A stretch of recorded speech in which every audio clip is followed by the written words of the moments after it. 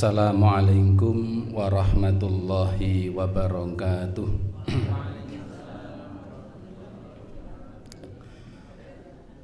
Alhamdulillahirabbil alamin.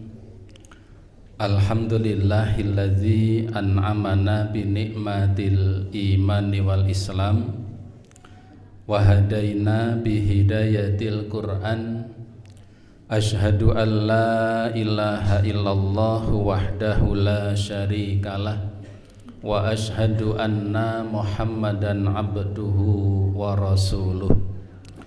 Allahumma sholli wa sallim wa barik ala nabiyyina Muhammadin wa ala alihi wa ashabihi wa man tabi'ahum bi ihsanin ila yaumiddin. Wa qalu subhanaka la ilma lana illa ma 'allamtana innaka antal alimul hakim. Allahumma anfa'ni bima 'allamtani wa 'allimni ma yanfa'uni warzuqni ilman yanfa'uni. Ibu bapak sekalian, para jamaah rahimakumullah, alhamdulillah, marilah senantiasa kita haturkan syukur kita kehadirat Allah Subhanahu wa ta'ala, karena hingga pagi hari ini Allah ta'ala senantiasa berkenan melimpahkan nikmat serta karunia-Nya kepada kita semuanya, yang tentunya sangat banyak nikmat Allah yang telah Allah anugerahkan kepada kita, dan tidak mungkin kita bisa menghitung semuanya.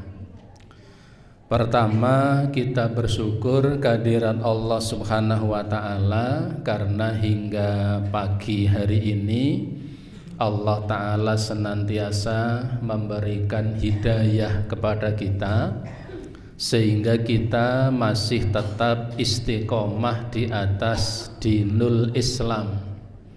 Dan tentunya ini satu nikmat yang bukan hanya sangat berharga, tetapi nikmat yang paling berharga dari semua nikmat yang telah Allah berikan kepada kita.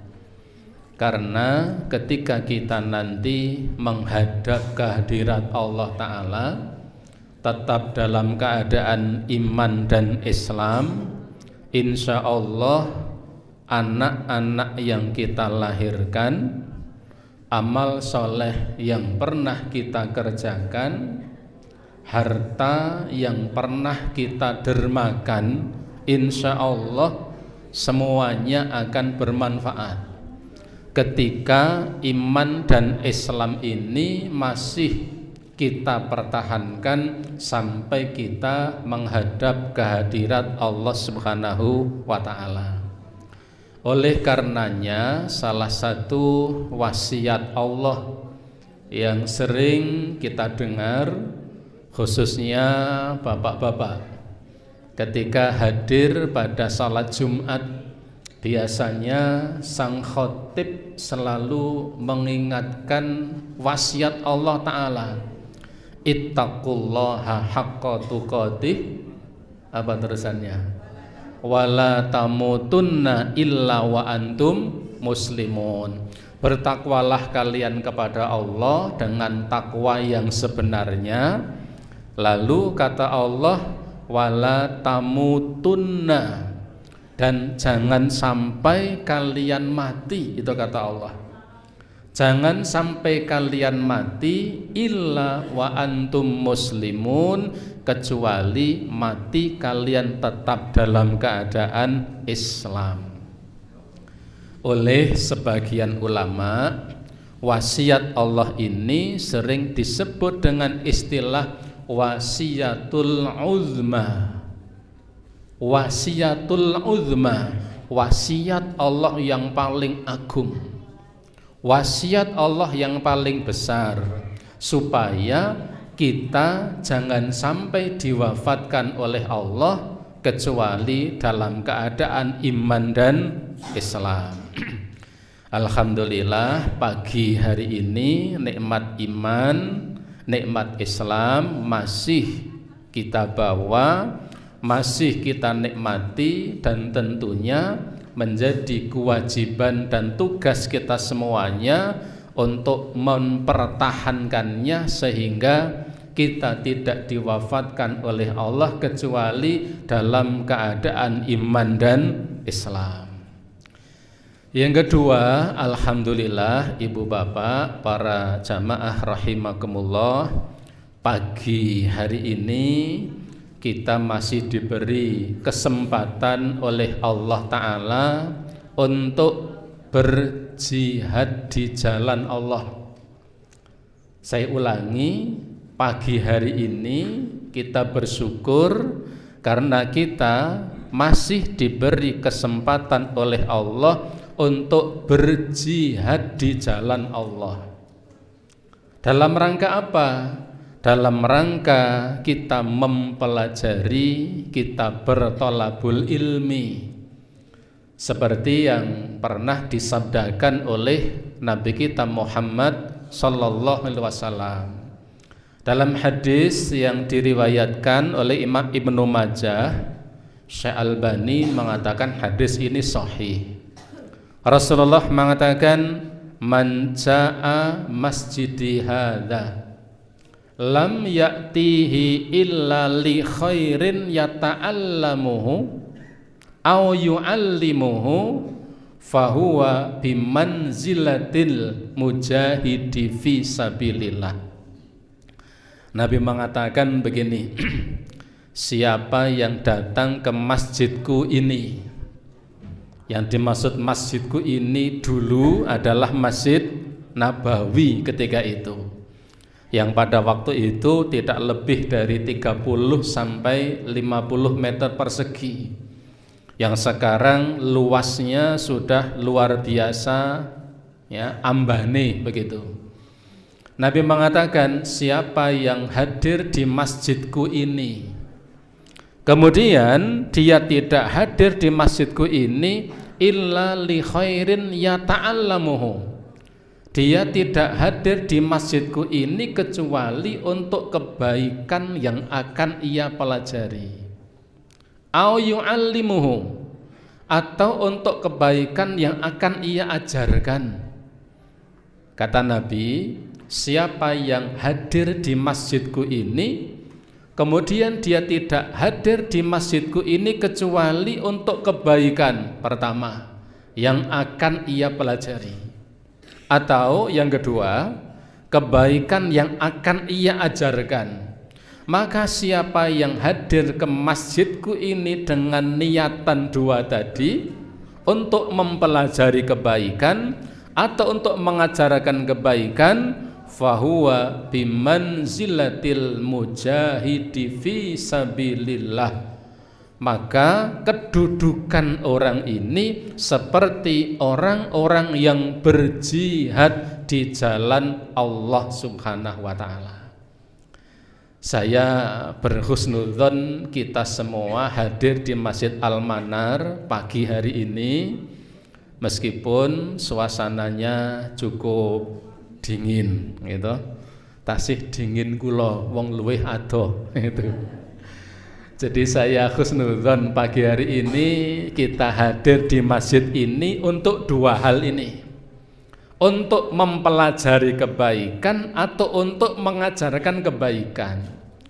Maka sabda Nabi tadi, beliau Rasulullah mengatakan, siapa yang hadir di masjidku ini, para ulama mengatakan, dan itu insya Allah bukan hanya Masjid Nabawi saja, termasuk masjid-masjid yang lain, termasuk Masjid Al-Manar yang kita cintai ini.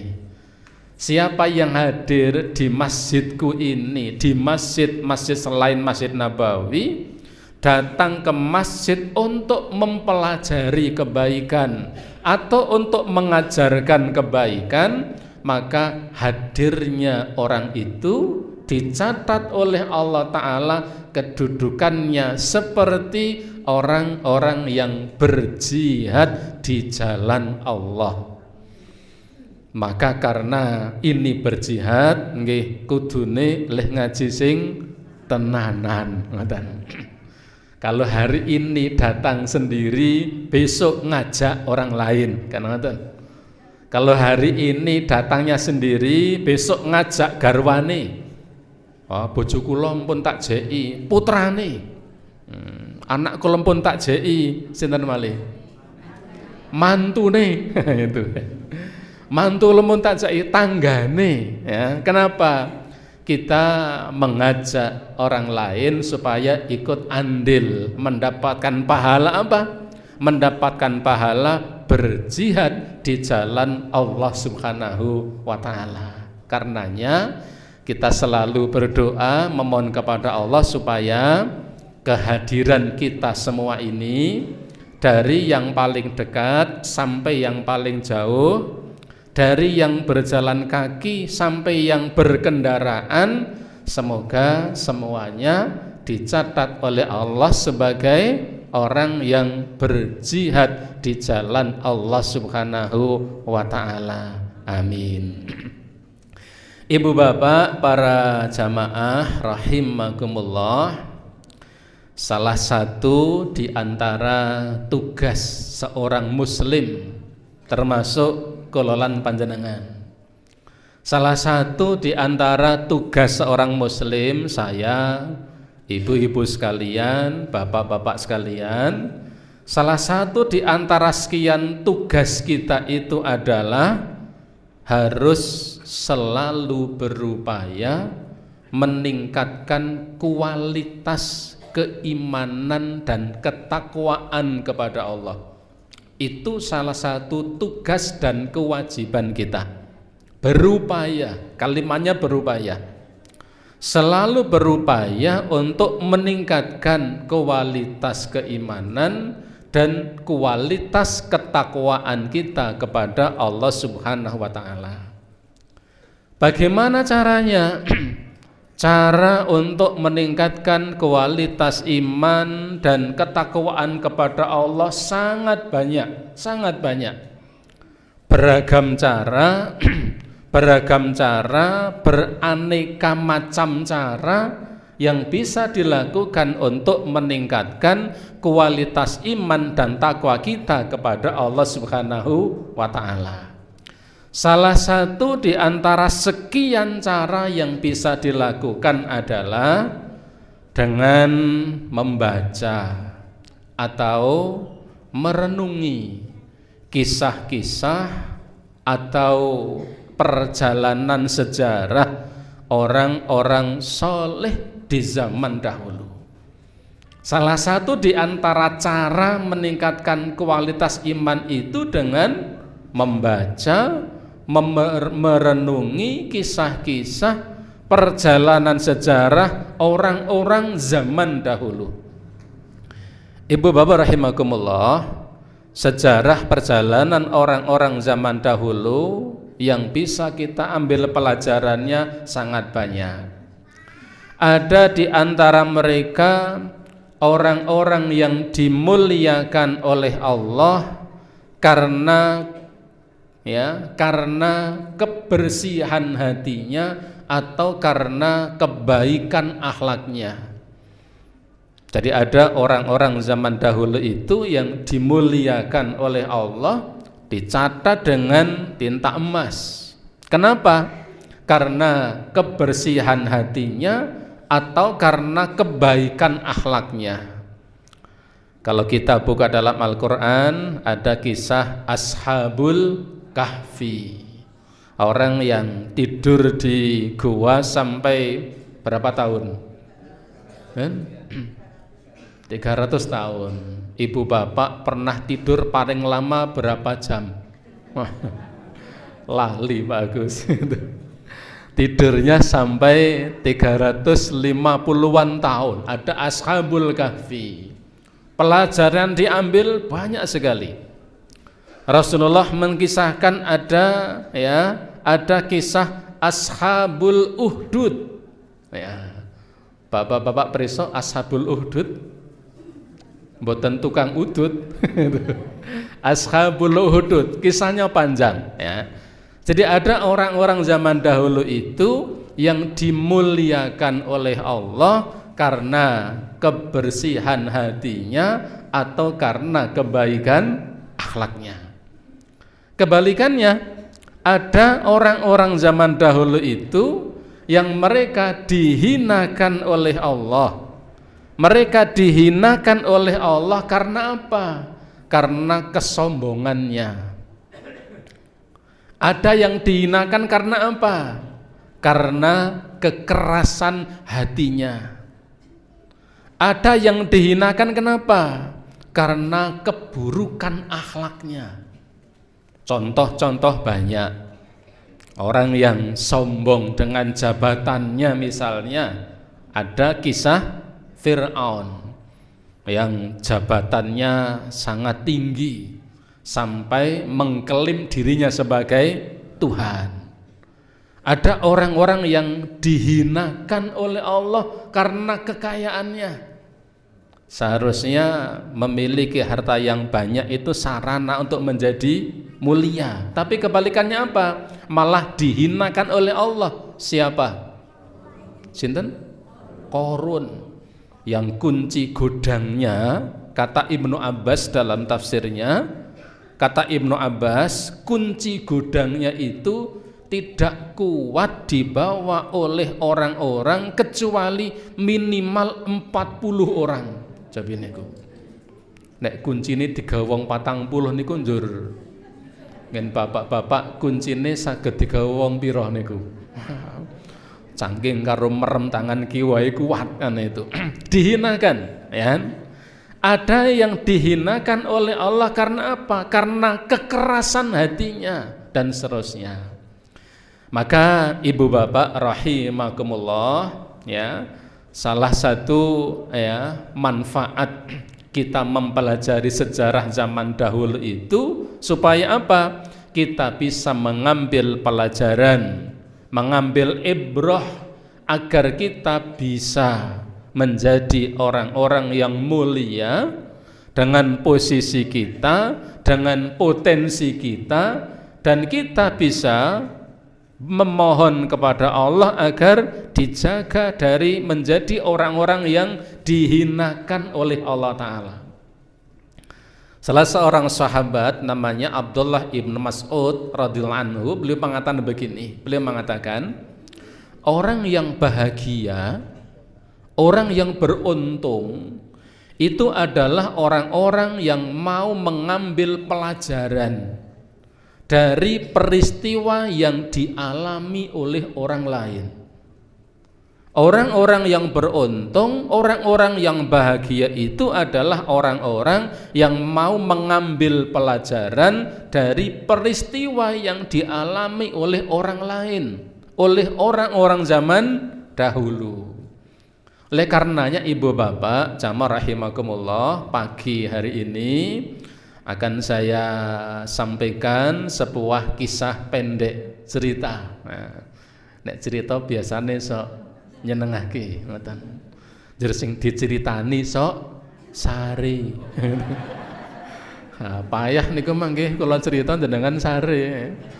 Kalau punya anak kecil kan gitu, mau tidur di ceritani sampai anaknya tidur ceritanya belum selesai. Ibu bapak sekalian, saya baca dalam salah satu kitab yang ditulis oleh Ibnul Jauzi, judulnya Uyunul Hikayah. Uyunul Hikayah. Saya punya kitab tapi filenya ya PDF. Di dalam kitab itu ya judulnya apa judulnya? Wah niku angel judulnya itu. Uyunul Hikayah.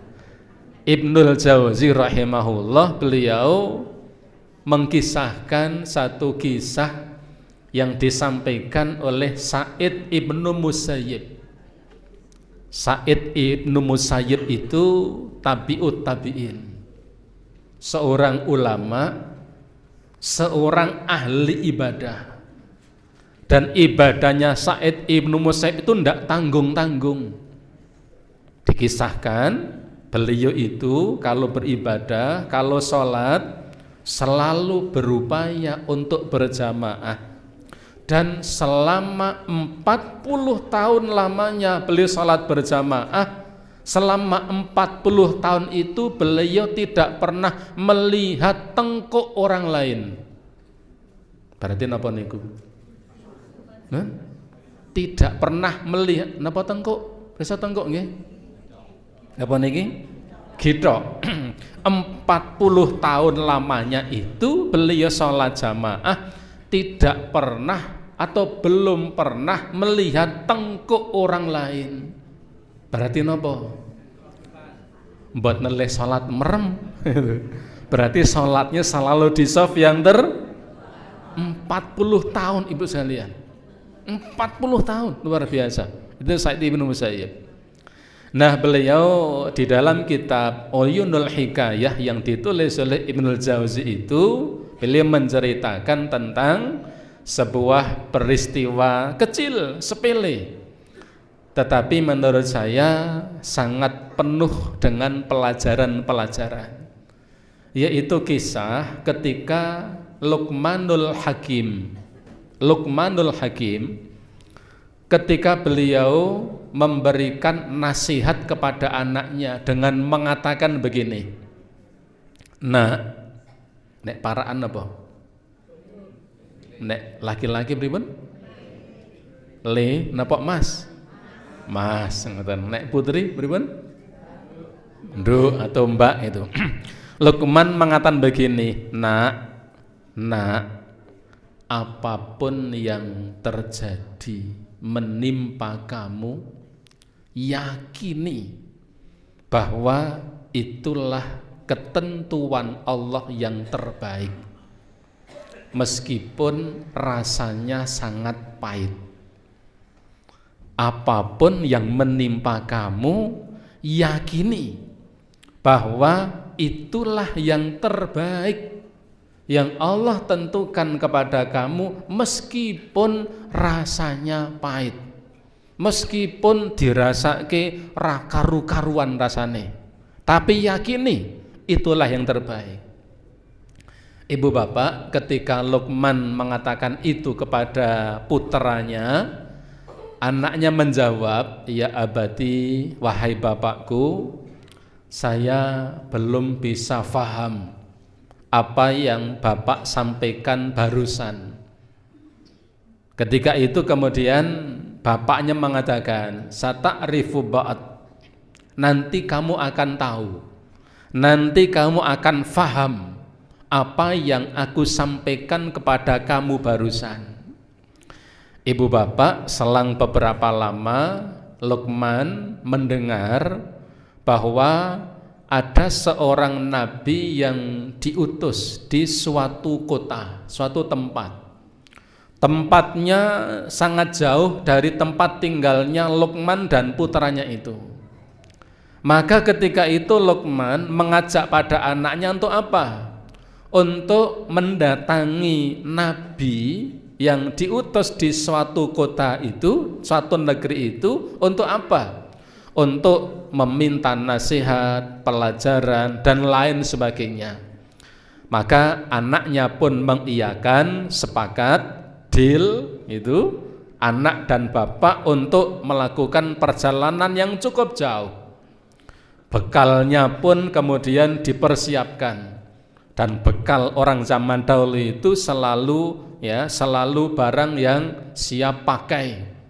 Kalau bekal sekarang kan cukup pakai kartu tipis, ATM ya. Kalau dulu sak bondot. Maka kemudian keduanya pun menyiapkan bekal, termasuk kendaraan. Dan ketika itu kendaraan yang disiapkan Luqman dan anaknya, itu kendaraan yang, bahasa saya, kendaraan yang kelasnya kelas bawah. Nopo? Keledai. Keledai niku khimar. Preso khimar. Apa khimar niku? Nek wong Jawa mbiyen enten sing mastani jaran kuri gitu ya. Jadi kuda, kayak kuda tapi kecil, khimar, keledai. Ya, jadi mereka berdua menyiapkan 2 ekor keledai beserta perbekalan sudah disiapkan. Maka anak dan bapak ini pun memulai perjalanannya menuju ke suatu negeri, kota yang cukup jauh. Ketika mereka berdua melakukan perjalanan melintasi gurun Sahara yang panas, iklimnya panas, sinar matahari panas, anginnya pun juga panas. Setelah berhari-hari melakukan satu perjalanan, maka ketika keduanya melintasi gurun Sahara, padang pasir. Kalau orang Jawa sering mengatakan apa? Padang pasir niku segoro wedi. Ketika melewati padang pasir itu, kemudian Luqman melihat jauh di sana padang pasir yang luas. Luqman melihat jauh di sana ada satu titik hitam ya. Dan titik hitam itu di atasnya ada asap yang mengepul. Maka Luqman kepada anak yang mengatakan, "Wahai anakku, kamu lihat di jauh di sana ada titik hitam. Saya berharap itu kota yang akan kita tuju. Kamu lihat ada asap yang mengepul di atasnya."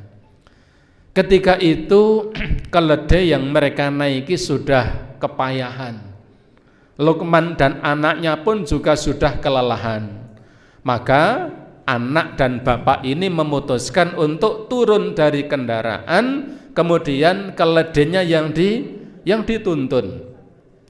Ketika Luqman ya setelah melihat ada titik hitam di jauh itu, maka Luqman pun kepada anaknya mengajak supaya berjalannya agak cekat-ceket. Ya, cekat-ceket apa bahasa Indonesianya? Nun? Boten tergesa-gesa. Ya, cekat-ceket niku sat-set ya. Supaya cepat begitu. Begitu Luqman dan anaknya berjalan, Luqman di depan, anaknya di belakang.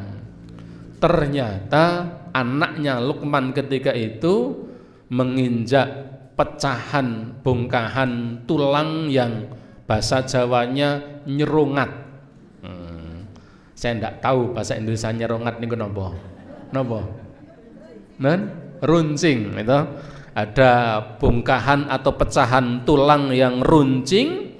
Kemudian anaknya Luqman ini menginjak tulang itu krek begitu sampai tembus ke punggung telapak kakinya. Karena udaranya panas di padang pasir, maka kemudian anaknya pun jatuh. Luqman ketika menoleh mendapati anaknya sudah jatuh. Luqman pun lari ke belakang. Anaknya kemudian dilihat ternyata sudah jatuh pingsan. Dia melihat kakinya bersimbah darah karena ada tulang yang mancep di telapak kakinya, tembus sampai punggungnya. Oleh Luqman kemudian tulang itu diambil dengan giginya, dicopot, digeget. Ketika kemudian tulang itu sudah diambil, darahnya pun kemudian ya memancar. Ketika itulah kemudian dengan sekuat tenaga Luqman pun menyubek kain serban yang beliau pakai, disuwek regedek, kaki itu kemudian diikat. Supaya apa? Darahnya tidak banyak keluar. Melihat anaknya yang lemah, sayah, perjalanan panjang di tengah padang pasir, panas, maka Luqman pun memeluk anaknya. Dan ketika itulah Luqman pun kemudian menangis. Ketika Luqman menangis, air mata Luqman ini netes di pipi anaknya.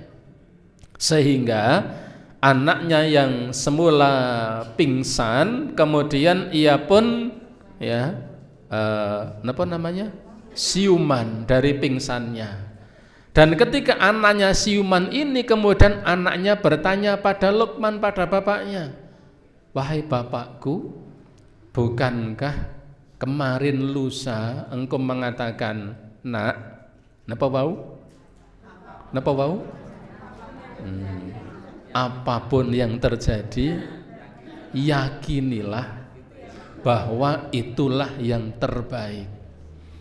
Luqman menjawab, wahai anakku, tangisanku ini adalah tangisan kasih sayang seorang bapak kepada anaknya. Seorang bapak yang punya kasih sayang pasti akan meneteskan air mata ketika anaknya mendapatkan musibah.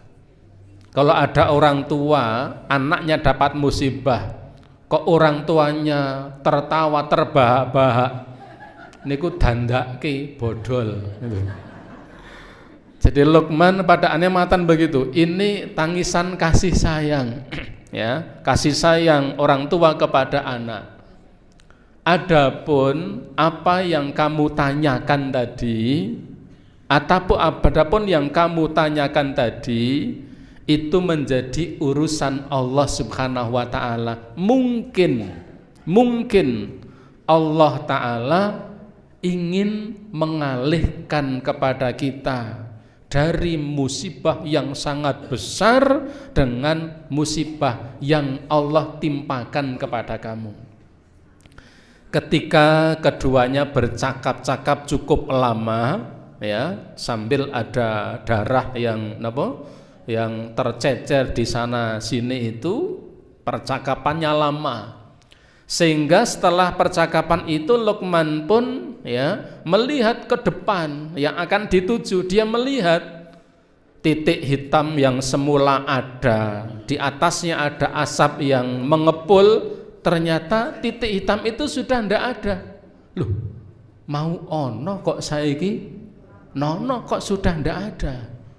Dalam hati Luqman dia mengatakan, ya sudahlah, mungkin itulah kehendak Allah Ta'ala. Mungkin Allah sedang menyiapkan yang lebih baik. Ketika Luqman dalam hatinya mengatakan seperti itu, dari jauh muncul seseorang dengan pakaian sangat putih, ya, pakaian sangat putih, ya, mungkin ke kelambi kula nggih sing jero. Pakaian sangat putih, mengendarai seekor kuda hitam yang sangat gagah. Orang itu pun semakin lama semakin mendekat dan sangat dekat, sampai kemudian ia pun ada di hadapan Luqmanul Hakim. Hanya Luqman tidak bisa melihat wajah orang itu. Dalam kitab itu disebutkan tidak bisa melihatnya. Apakah karena memang kondisi sangat panas sehingga melihat jarak pandang itu sudah seperti melihat amun-amun, atau bisa jadi karena sudah sangat lelah, wis kesel saya ngeleh. Itu nek nyawang mboten apa? Kepiur itu ya. Jadi nyawang kepiur, ya. Tapi Luqman tidak bisa melihat orang itu. Maka Luqman pun bertanya, siapa engkau? Saya tidak bisa melihat engkau, tidak bisa melihat wajah engkau. Siapa engkau? Laki-laki itu mengatakan, saya Jibril, dan kamu tidak mungkin bisa melihat saya. Karena yang bisa melihat saya hanya orang-orang yang dikehendaki oleh Allah Subhanahu wa ta'ala. Lalu Jibril pun bertanya, apakah kamu Luqman? Luqman pun mengatakan, iya. Apakah kamu orang yang dikatakan oleh banyak orang yang diberi hikmah, seperti yang disebutkan di dalam Al-Quran? Apakah kamu Luqman, ya, yang mendapatkan hikmah itu? Luqman pun mengatakan, begitulah kata orang-orang. Tidak kemudian mengatakan, yo toh, ora pedipol itu kan, yo cetho toh, enggak. Itulah kata orang-orang. Maka kemudian, ya, Jibril pun mengatakan, saya tadi diutus oleh Allah, diberi tugas oleh Allah untuk menghancurkan suatu kota beserta dengan penduduknya. Karena penduduk kota itu durhaka kepada Allah, keras hati mereka, buruk akhlak mereka, maka kemudian aku diutus oleh Allah untuk membinasakan penduduk kota itu dan menghancurkan kotanya. ketika aku akan menghancurkan kota itu, aku diberitahu bahwa Luqman sedang menuju ke kota yang sedang akan aku hancurkan itu. Kalau Luqman sampai ke kota itu, maka pasti dia akan ikut binasa bersamaan dengan dibinasakannya kota itu. Maka aku memohon kepada Allah, ya Allah Tuhanku, saya mohon ya Allah, tahanlah langkah kaki Luqman itu dengan maha kuasamu agar ia tidak sampai ke kota yang akan aku hancurkan ini. Dan ternyata dengan maha kuasanya Allah Ta'ala menimpakan musibah kepada anakmu supaya terhindar dari musibah yang lebih besar.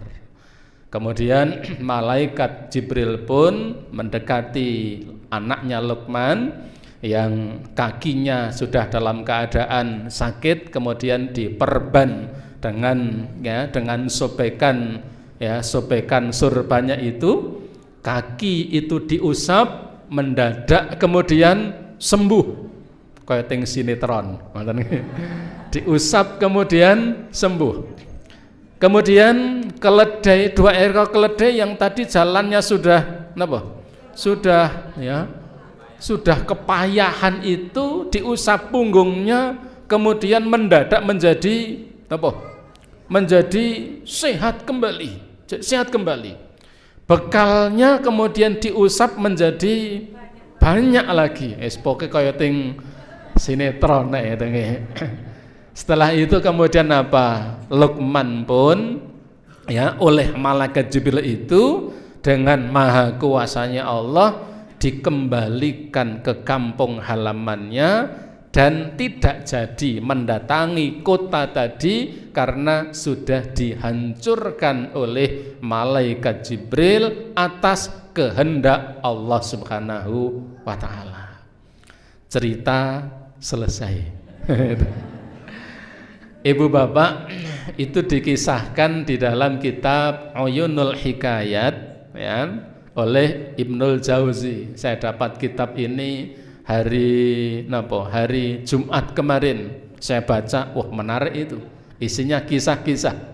Nek maca kisah-kisah niku nek urung rampung belum berhenti, masih penasaran. Ibu bapak, kisah ini memberikan banyak pelajaran bagi kita semuanya, banyak sekali. Di antara pelajaran itu barangkali 3 saja.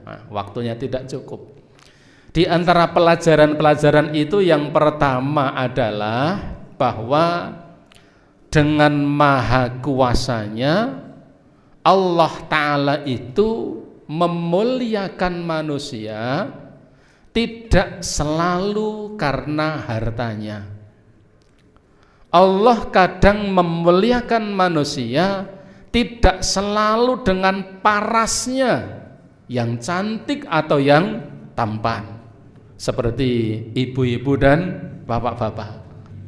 Kadang Allah memuliakan manusia itu tidak karena status sosialnya, bukan karena jabatannya, bukan karena kedudukannya. Artinya apa? Setiap manusia punya peluang, saya ulangi, setiap kita punya peluang menjadi manusia mulia di hadapan Allah meskipun paras kita tidak mempesona, meskipun harta kita tidak banyak, punya peluang untuk menjadi mulia, meskipun status sosial kita di masyarakat kita ngadi rasane nek wong Jawa mesti napa? Gedibal napa? 17 misalnya ya. Meskipun status sosial kedudukan tidak tinggi, peluang untuk menjadi manusia mulia masih terbuka lebar. Rasulullah sallallahu alaihi wasallam dalam hadis Muslim, hadisnya sahih, beliau mengatakan innallaha la yanzuru illa suwarikum wa amwalikum. Sesungguhnya Allah Ta'ala itu tidak melihat wajah-wajah kalian, tidak melihat rupa postur kalian, dan Allah tidak melihat banyaknya harta kalian, walakin yanzuru ila qulubikum wa a'malikum, tetapi Allah melihat hati-hati kalian dan melihat amalan-amalan kalian. Sosok yang dimuliakan oleh Allah tidak harus berparas rupawan, hartanya banyak, dan status sosialnya tinggi. Contohnya siapa? Luqmanul Hakim. Contohnya Luqmanul Hakim. Ibu bapak, nama Luqmanul Hakim yang diabadikan oleh Allah dalam Al-Quran itu bukan sosok yang gagah, gede, dhuwur, kuning, mancung, rambutnya napa nek wong bagus niku rambutnya napa? Jegrak napa berintik? Rambutnya ikal berderai misalnya kan? Enggak. Bukan sosok yang berharta, enggak. Bukan sosok yang punya kedudukan tinggi, bukan. Ibu bapak, Luqman itu siapa?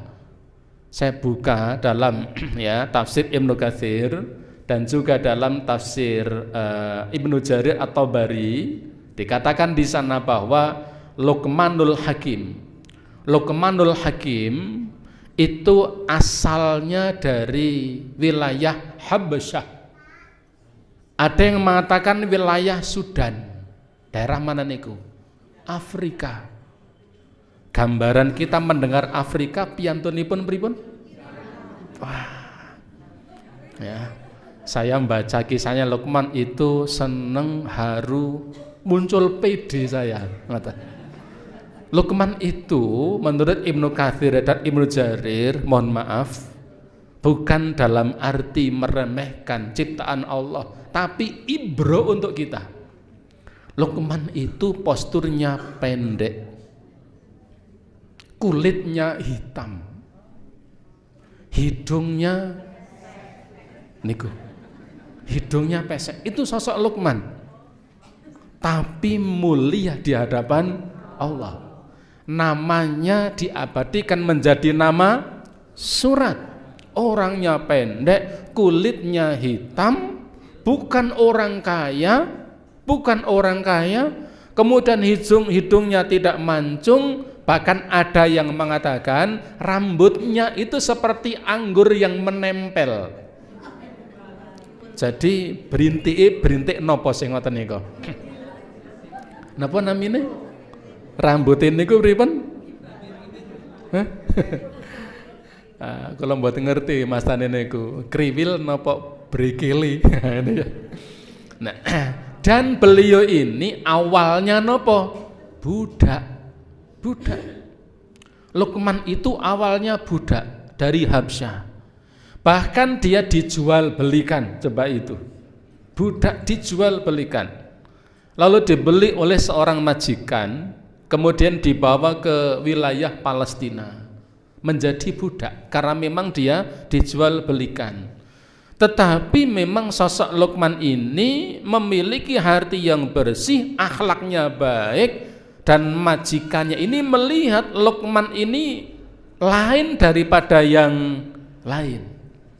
Sehingga suatu ketika majikannya menguji Luqman, "Wahai Luqman, tolong saya sembelihkan kambing, tolong ya sembelihke wedhus. Lalu tolong saya diberi bagian kambing itu yang paling bagus dan paling enak." Paling bagus dan paling enak. Kalau bapak-bapak jadi Luqman, nah niku kira-kira majikannya ajeng diparingi napa niku? Kan? Sampil napa kikil? Luqman ternyata mengambilkan apa? Hati dan lidah.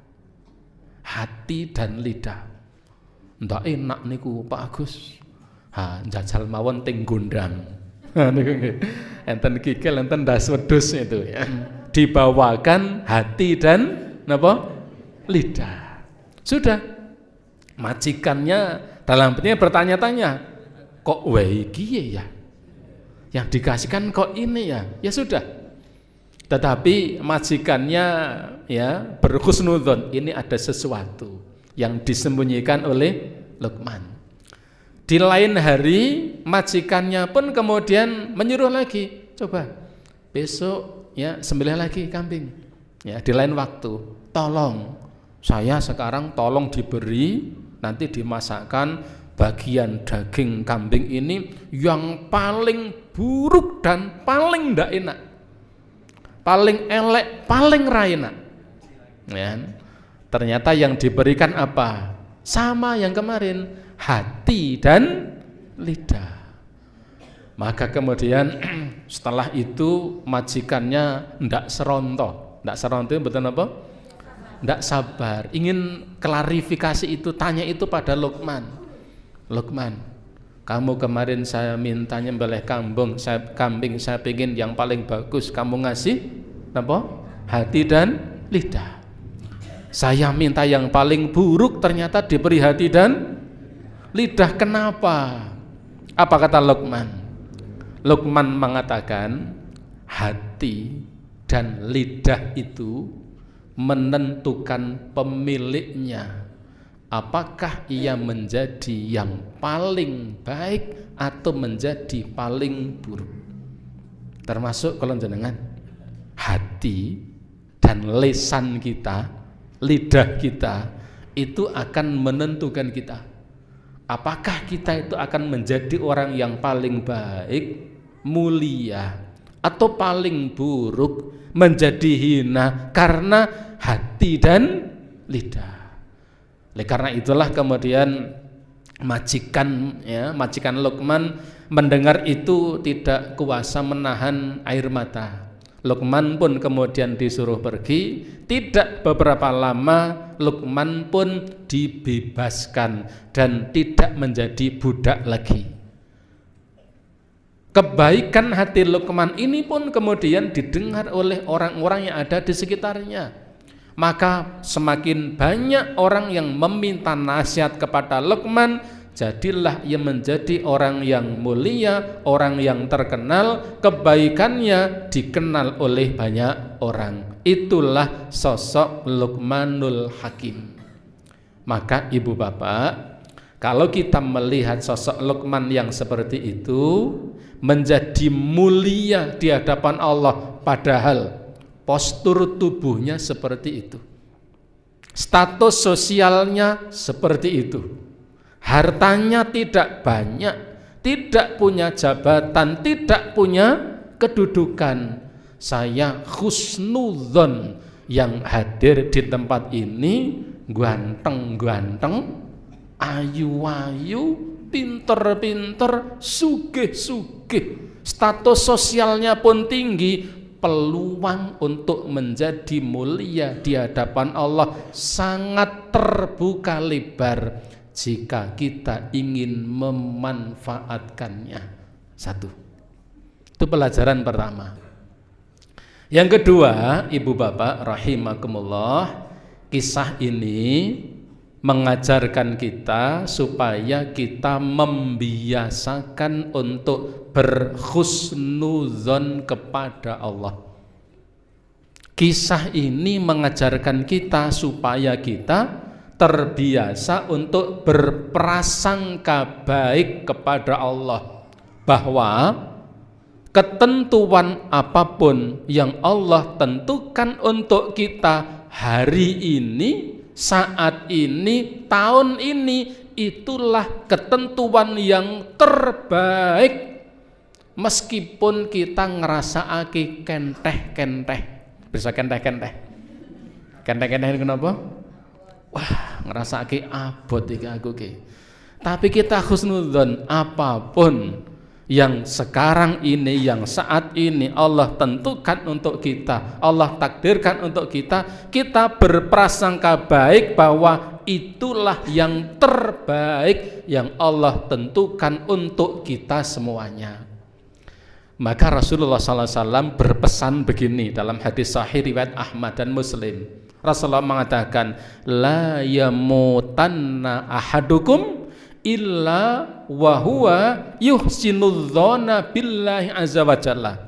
Janganlah salah seorang di antara kalian meninggal dunia kecuali dalam keadaan berhusnudzon kepada Allah. Jangan sampai di antara kalian itu sampai matinya nanti kecuali selalu berhusnudzon kepada Allah. Jangan bersuudzon kepada Allah.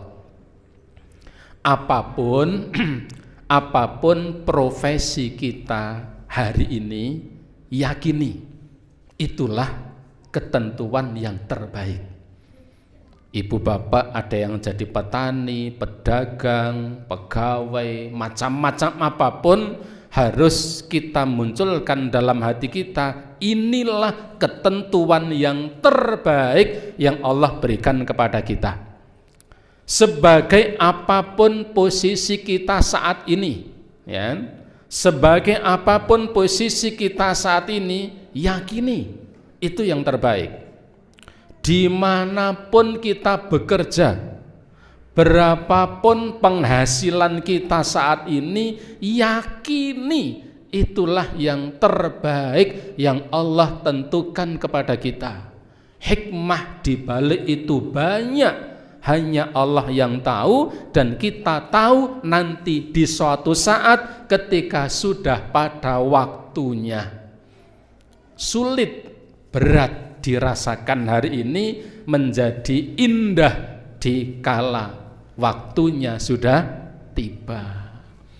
Maka ibu bapak rahimakumullah, ibu bapak yang kemarin pada muscap kan ngoten ya, terpilih diberi amanah menjadi pimpinan cabang, yakini itulah yang terbaik. Itu ngeten Pak Uding jadi yang Allah tentukan itulah yang terbaik. Ibu-ibu Aisyah barangkali yang kemarin menjadi pengurus Aisyah cabang Paraan rawuh nggih tuanipun nggih. Yakini itulah yang terbaik. Harus sudon.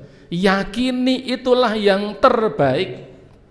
Yang menjadi pimpinan cabang Pemuda Muhammadiyah, yang dipilih menjadi pimpinan cabang Nasihatul Aisyah, yakini bahwa itulah ketentuan yang terbaik, meskipun leh ngrasake abote ora karu-karuan. Kita membiasakan berhusnudzon kepada Allah Subhanahu wa taala, karena di balik itu ada hikmah yang luar biasa. 2019 saya nderek ke Pak Haji Wiranto, Haji 2019, dan juga jamaah yang lain. Saya punya family, ada cerita menarik. Family saya ini dibelikan HP oleh putranya di Jakarta. Putranya tergopoh-gopoh pulang karena ibunya mau haji. Nukoke HP, Bu tak tumbaske HP sing apik men saged nggo napa selfie itu. Men iso nggo foto-foto. Apa kata ibunya? Mas, ibu ke rek ngibadah, ora arek foto-foto itu. Teman-teman Bu, niki diasto sing apik. HP-nya bagus. Saya ndak sebut merek karena saya ndak ada pesan sponsor. Turu ora dipeseni kan itu. Maka akhirnya betul HP itu pun diberikan ke ibunya. HP-nya bagus. Nah, begitu karena kloter pertama, gelombang pertama, begitu tiba di Madinah, di bandara Madinah, turun di bandara, tas diambil, HP dibuka, ternyata HP-nya ngeblank. Ora iso dikapak-kapake. Ora iso urip, ora iso kapak-kapake. Betul-betul ndak bisa. Di Madinah nggih, ibunya kok ngene. Bilang ke istri, ya kita ditakoki Pak Agus. Dilihatkan saya, wah HP ini apik kok ra iso kapak-kapak ya. Ndak bisa, ndak ada solusi. Kemudian sampai ke Makkah, nanti kena Makkah bisa nanti ketemu family. Kebetulan ketika sampai di Makkah ada family yang bekerja di sana. Juga sebenarnya ada mahasiswa yang kuliah di Madinah ketika itu, tapi waktu itu baru pulang. Sampai di Makkah, saya minta tolong itu pada family yang kerja di sana. Iki HP ini nggone bule istri itu ngeblank, mbok kono digoreng counter, ya, dibawa ke counter HP. Di beberapa tempat semuanya angkat tangan. Kenapa? HP-nya ndak masalah, tapi ra iso dienggo, kan begitu. Ndak ada masalah, tapi ra iso dienggo, ya sudah. Begitu haji selesai, pulang ke tanah air, tiba di bandara Adi Sumarmo Solo, tiba di Donohudan, jebling HP ini urip meneh. Itu fakta ibu sekalian. Belum lama itu 2019. Kok iso? Ya iso itu. Dan itulah yang terjadi. Kenapa seperti itu? Barangkali Allah Ta'ala ingin mengalihkan dari sesuatu kepada sesuatu yang lain. Maka pelajaran yang kedua adalah membiasakan berhusnudzon kepada Allah. Harus itu. Apapun yang menimpa kita, apapun yang Allah tentukan bagi kita, apapun yang Allah berikan kepada kita, yakini bahwa itulah yang terbaik yang Allah berikan kepada kita, meskipun rasanya sangat pahit. Yang kedua. Ketiga, terakhir ya, yang ketiga, ibu bapak rahimakumullah, kadang ada kalanya Allah Ta'ala itu memberikan musibah seperti sakit atau yang lain. Itu adalah salah satu cara Allah ingin mengurangi dan menghapus dosa para hambanya. Ada kalanya sakit atau musibah yang lain itu salah satu cara Allah untuk mengurangi dan menghapus dosa para hambanya. Oleh karenanya, kalau kita diberi ujian seperti sakit dan lain sebagainya, maka tidak perlu banyak mengeluh. Ojo kakian ngangloh, terutama mengeluh kepada sesama manusia. Ra kanggo gawe itu. Ngangluh karo wong niku ra kanggo gawe. Kenapa ra kanggo gawe? Kalau yang kita ngangelui itu orang yang simpati dengan kita, yang seneng dengan kita, pol-pole napa? Mesakake tok, ndak ada yang lain. Kita ngangeluh pada orang lain itu kalau yang kita ngangeluh itu orang yang senengan dengan kita, yang simpati dengan kita, paling pol itu apa? Ning melu mesakake. Tapi kalau kita ngangeluh pada seseorang yang kebetulan dia tidak suka dengan kita, napa? Syukur ngono itu. Bahkan bukannya syukur kan? Ada bahasa Jawa yang lebih buruk itu, dan saya tidak akan matur itu. Itu ya. Ya, itulah ketika ngangeluh ya. Jadi begini, sakit atau musibah yang Allah berikan pada kita itu salah satu cara Allah itu berkehendak ingin mengurangi atau menghapus dosa yang kita perbuat. Maka ketika kesempatan itu datang, tidak perlu banyak mengeluh, rasa kakean ngangeluh. Sebab nopo? Ra kanggo gawe, ndak ada faedahnya. Rasulullah mengatakan, ma yusibul muslimu min nasabin wala wasabin. Tidaklah suatu musibah menimpa seorang muslim, baik itu rasa lelah, sakit, wala hammin, wala khuznin, wala adza, wala ghammin, atau ketika seorang itu ditimpa kebingungan, kesedihan, diganggu orang lain, rasa resah yang mendalam, hatta saukati yusakuha, hingga mbok ngadi rasane keceprot eri sing cuwilik gitu, sehingga meskipun hanya keceprot duri yang kecil, illa kafarallahu biha minal khotoyahu, melainkan itu sebenarnya Allah sedang memberikan peluang pada orang itu untuk apa? Allah akan menghapus dosa-dosa dan kesalahannya. Karenanya kalau kita ditimpa seperti itu, tentunya satu, ridho dan sabar. Kudu ridho, karena ndak bisa yang lain kecuali itu. Ora ridho tetap loro, kan begitu. Ridho dan sabar, karena tidak bisa selain itu. Yang kedua harus apa? Selalu berprasangka baik kepada Allah. Allah Ta'ala memberikanku seperti ini, karena ini dan ini. Alhamdulillah, wong mangsani ono tontonan kok malah wetengi loro. Ya, jangan menggerutu. Alhamdulillah, Allah ngerem menrakakean nonton misalnya.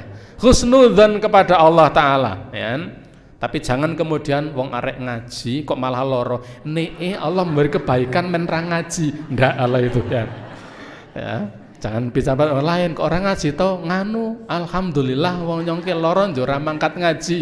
Nah, ini mbel gedes namanya itu.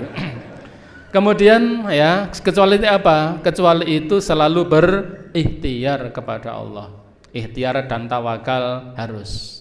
Dan tidak kalah pentingnya begini, seberat apapun sakit yang diderita oleh seseorang, maka ia harus selalu optimis dan tidak boleh mengharapkan kematian. Penting itu.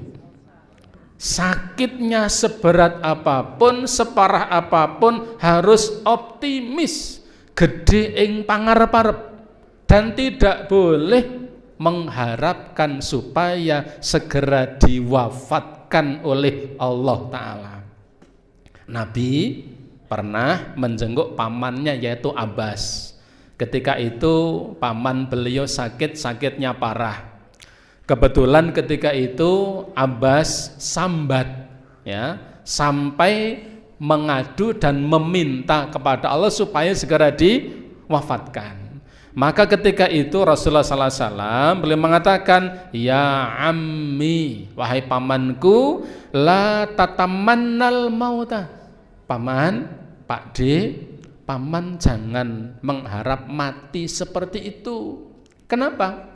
Fa in kunta muhsinan, sebab kalau paman itu ditakdirkan oleh Allah menjadi orang baik, maka dipanjangkannya usia, peluang untuk menambah kebaikan.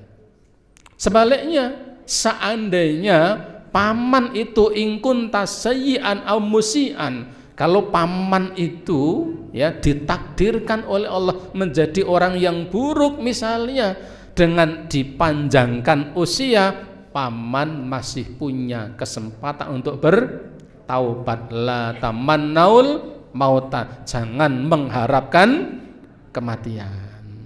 Maka ya, orang yang sakit tidak boleh mengharapkan kematian. Demikian juga yang sehat, ojo didongake men golek-golek mati. Kadang malah diwacake surat-surat tertentu, itu kan. Jo diwacake surat kiwai. Ana ngopo to? Kae gek loro e. Hampen piye? Nek arek mari men golek mari yo. Terusane napa? Terusane sing rapenak niku. Nek pancen rek mati men golek-golek mati. Bacakan itu ndak mempan. Akhirnya mengatakan, wis bacakan yang lebih keras apa? Surat Ar-Ra'du Al-Blediek. Ya, ada yang begitu ya. Artinya apa? Yang bersangkutan itu ketika dia sakit meminta mati saja ndak boleh, apalagi familinya malah ndongake men golek-golek mati. Tentunya doanya apa? Memohon kepada Allah agar diberikan kebaikan. Kalau usianya panjang diberi kebaikan, usianya pendek juga diberikan kebaikan. Ibu bapak rahimakumullah, sudah siang. Itu yang barangkali bisa saya sampaikan pada kajian pagi hari ini. Kisah ya Luqmanul Hakim beserta anaknya ketika memberikan nasihat, memberikan pelajaran kepada kita bahwa kita punya peluang untuk menjadi manusia mulia di hadapan Allah. Yang kedua, kita harus membiasakan husnudzon pada Allah. Artinya apa?